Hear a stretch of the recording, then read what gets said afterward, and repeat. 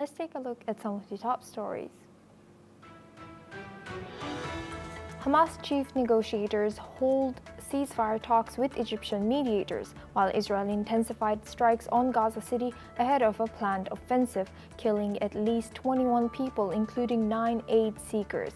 Prime Minister Benjamin Netanyahu, backed by U.S. President Donald Trump, urged Palestinians to leave the enclave of over 2 million amid nearly 2 years of war.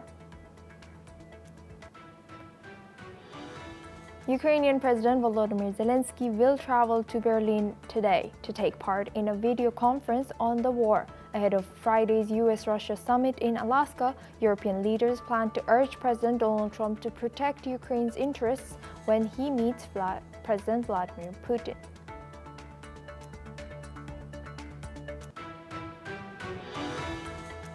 Ukraine's defense intelligence says its drones working with other defense forces hit the UNECHA oil pumping station off the Druzhba pipeline in Russia's Bryansk region. Local reports describe multiple explosions and a large fire at the facility, which supplies the Russian military-industrial complex. Emergency services were deployed to the site. Small groups of Russian soldiers advanced near Dobropilya in one of the biggest incursions this year. Part of Moscow's drive to seize all of Donetsk region, Ukraine dispatches reserve forces, describing heavy fighting ahead of the Alaskan summit. Myanmar military chief and acting president Min Aung Hlaing has ordered tighter security for politicians and voters ahead of December-January elections. Amid rising attacks on civil servants, the West has dismissed the vote as a sham, while the junta pushes forward despite ongoing conflict. UN Secretary General Antonio Guterres says he has credible information of patterns of sexual violence by Israeli forces. His report also lists Hamas as credibly suspected of rape or sexual violence allegations. The group rejects Israel dismisses the UN's concerns as baseless accusations.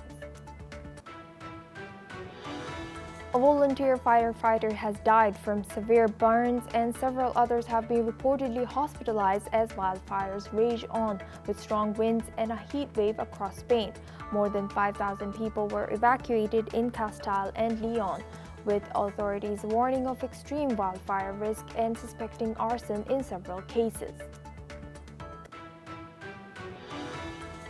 Elon Musk has accused Apple of unfairly favoring OpenAI's ChatGPT on the App Store and threatened legal actions, sparking a public clash with OpenAI CEO Sam Altman.